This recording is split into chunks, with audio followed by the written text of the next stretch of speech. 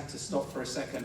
I just want to say this one intro. I've always wanted to say this. In the 1960s, there was a movie called Bonnie and Clyde, directed by, I don't know if it was Arthur Penn, but Warren Beatty and Faye Dunaway. And the poster read, they are young, they're in love, and they kill people.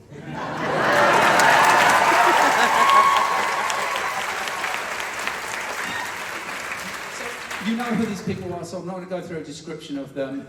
I just want to start the panel. Juliet, talk about being cast as Drew. Oh, okay. So I went in for a meeting. I actually had gotten the pages for the audition, and I was on the phone with a friend of mine who was a talent manager. And at the time, I was doing a lot of different movies. I had just done Tim Burton's Ed Wood and stuff, and she said to me, "Oh, I don't think you should go on that." And I said, "It seems really interesting. I'm gonna go." And I'm so happy I did not listen to my friend Dana. Or we would not be sitting here today having this conversation. And what was amazing is I went in, I thought it was going to be an audition, and actually it was a meeting. And Joss had seen my work in Ed Wood and a movie I did with Whoopi Goldberg, and it was David Greenwalt, who is here today. It was Marcia Schulman, who was the head of 20th Century Fox Studios casting, and Gail Berman. And we proceeded to have the most creative, incredible meeting, just bouncing ideas off of each other. I did a little bit of Drew in the room because they said Drusilla could be English or she could be American. And I said, "Oh, she has to be English because of her age in terms of everything, and it really would work." And they said, "Yes, if we can get a Spike who can do an English accent, we really want to go that way." I think I sort of wafted up to the ceiling in the middle and started to talk to it in her sing-song way, and they said, "Oh my God, that's it." And before I left the lot, I literally had not even gotten to my car. I had my car keys. I was searching my car keys, and my phone rang, and my agent said, "They hired you." And I said, "Are you sure? I'm still here." And they said, "Yes, they definitely hired you." And then they paired me with the final choices for Spike, and the moment that James came in, we just, first of all, he was Southern, because he thought the character was Southern. They said, "Oh, we actually want the character to be English." And I said, "Yes, it has to be English." And immediately, James changed on a dime and became the Spike that we know. And we just had the most palpable, incredible acting chemistry from the get-go in his audition. The audition was with the Anointed One, and what was funny is we were talking to one another, and we kept ignoring the Anointed One. We kept looking at each other like we might kiss, and we ended up with our foreheads coming together, and at a certain point we're like, "Oh yeah, we're talking to him," and we turned out. And so when James was cast, what was really fun is having a theater background, as we both do. We got together and we would rehearse, especially season 2. We got the scripts a week in advance. And so for the first episode, I remember you came over and we were like, "What was that happened in your audition? It was so great. We have to be sure to put it in." And then we did, and we shot it that way. And then what was really fun is that when they promoted the new season, they showed a clip of the two of us, our heads coming together, our foreheads touching. We turned out, and the MC said, "Evil has a few new faces."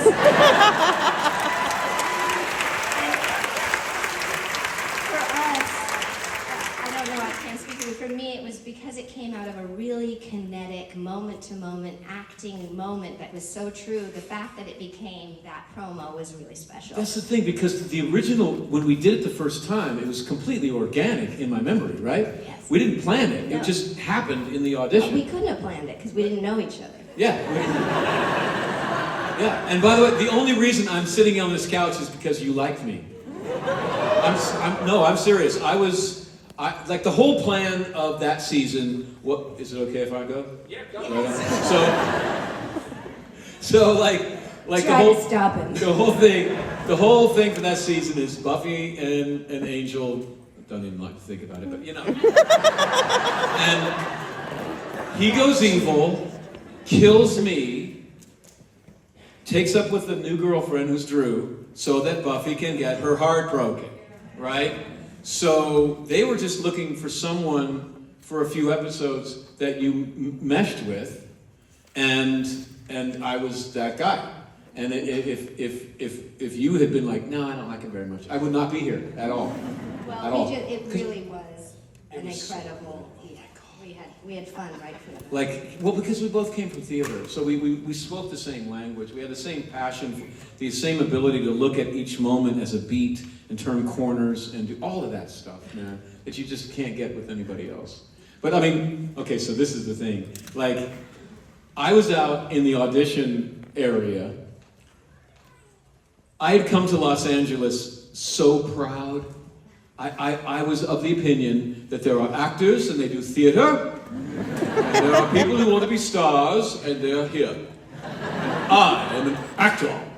So I was in the audition room doing Macbeth soliloquies to the wall, thinking that... I saw you talking to the wall. Weirdo. I thought he's not Drew. What's he doing? Right?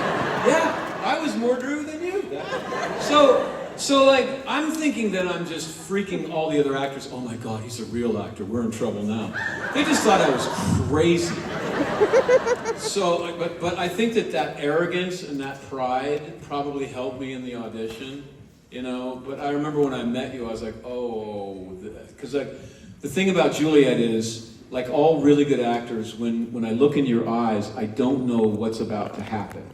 Like, I know what the script is, but the little tiny things that happen between people are absolutely different every time, and I have no clue what's about to happen. And that's when magic can happen. Yeah. Well, that was one of the fun things. Sorry, we're not letting you ask, but it was one of the fun things about getting to rehearse is that instead of often on television, it's very fast for shooting. So you basically don't get much rehearsal. You get what's called a blocking rehearsal, which is blocking is where you're moving and where the camera is moving, but it's not so much an acting rehearsal. So the fact that we could get together ahead of time and work, we were free to really live in the moment and explore stuff and discover stuff and be surprised, as opposed to just figuring out the shape of the scene by the time you're moving on to the next scene. So that made it really great. But there's also something that's very interesting. You both have incredible chemistry with each other. Did you feel that chemistry immediately? Yes, and I would say absolutely, yes.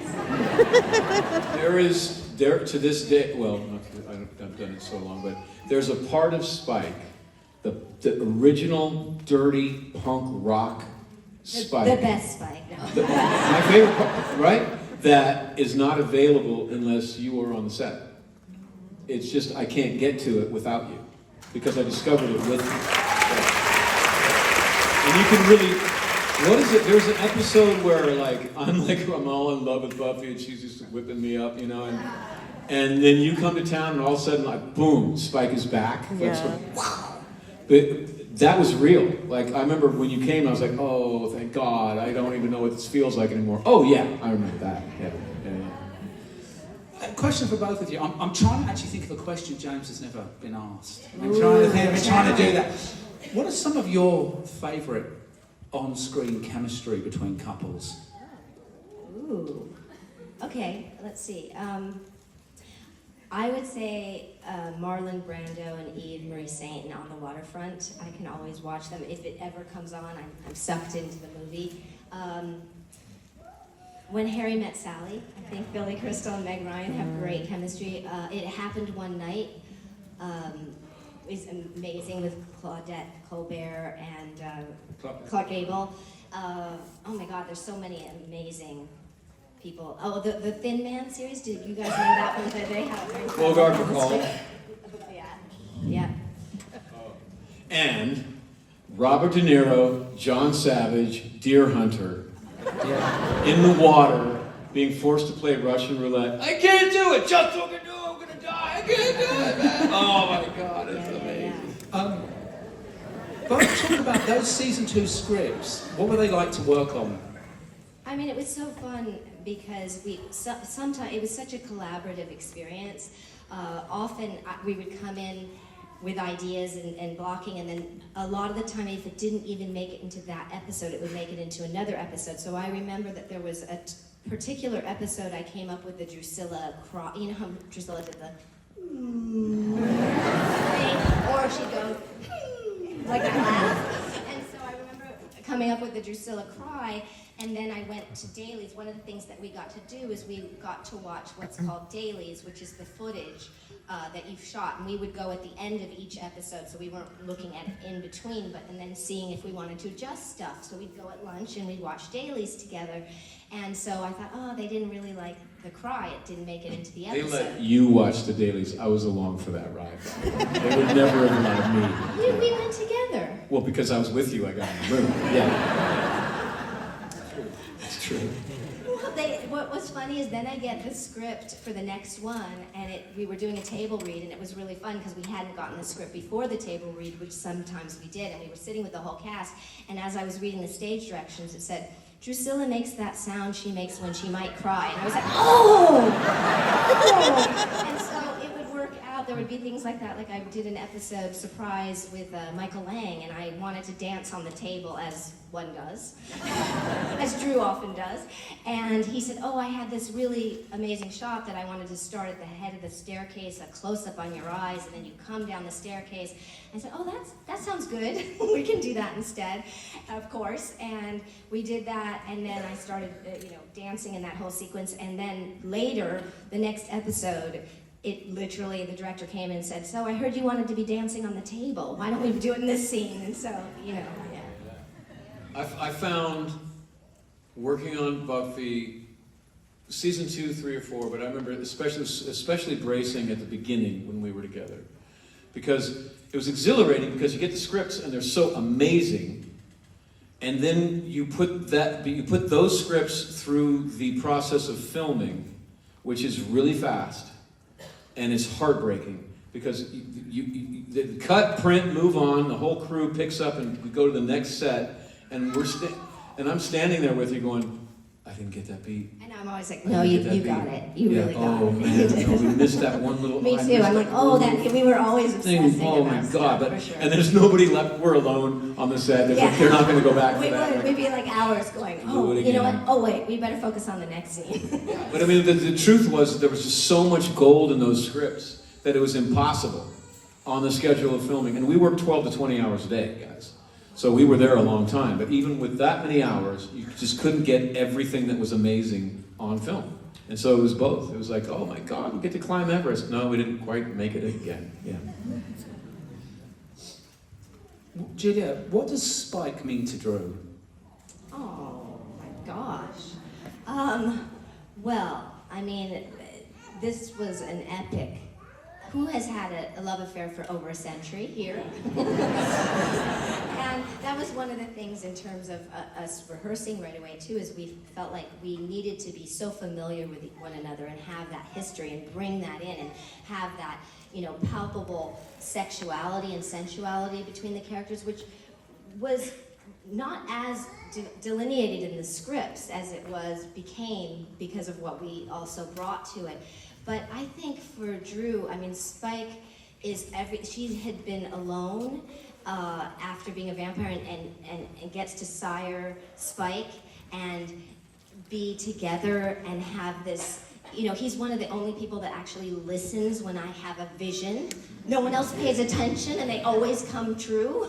And also, Spike really often rescues Drusilla because she comes from a lot of trauma and sort of gets her out of those when she's going through a bad thing, like, oh, let's focus on the flowers or whatever it is, And so I think that it was just such an incredible, I mean, for me, getting to play, yes, we were villains, but truly to have that other side of it where these characters that, absolutely love one another's eyeballs to entrails and have each other's back and have been through through all these different eras together. It just it's amazing.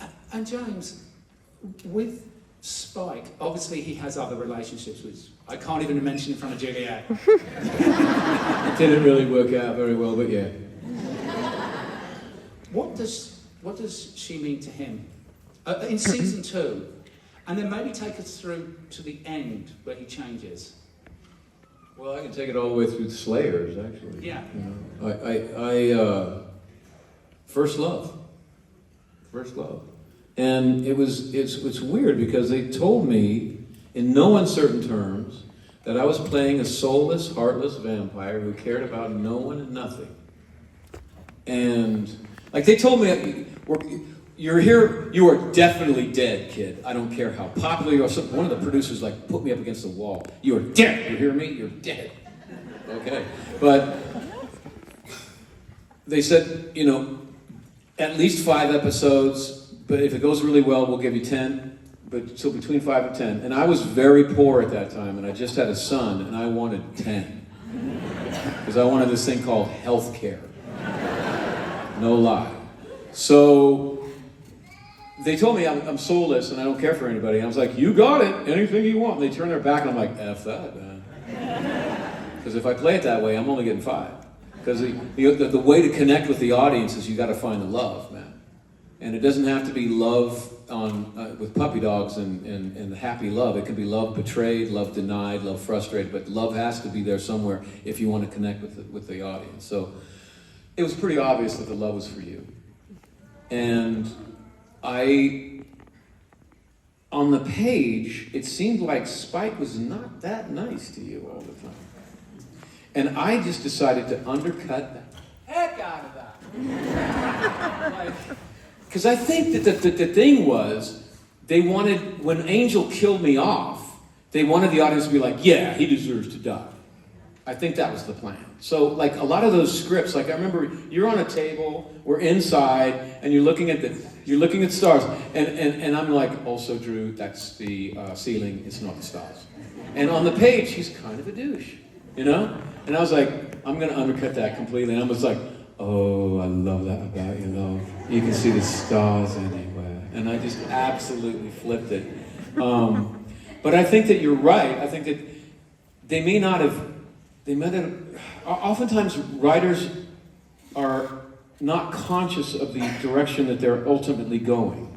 And they think that they want something, when in fact, there's a deeper voice in them that is wanting something else. And the love was in there for the characters in the beginning. Even though they told me, you don't love anyone, in the scripts, that door was so open. And I just took that, I took that door, man. I just ran straight into that door. So yeah, and then, you know, then you get all the way into Slayers, and Spike now has a soul, and I'm sorry, baby, but you don't. And yet there is this... a bit cumbersome. But what that means is there is a relationship of more than a century of love that's pulling on Spike at Slayers. And you got your claws in me. Those claws will never come out. And you want me to go back and be evil. And it's very tempting. Yeah, betrayal.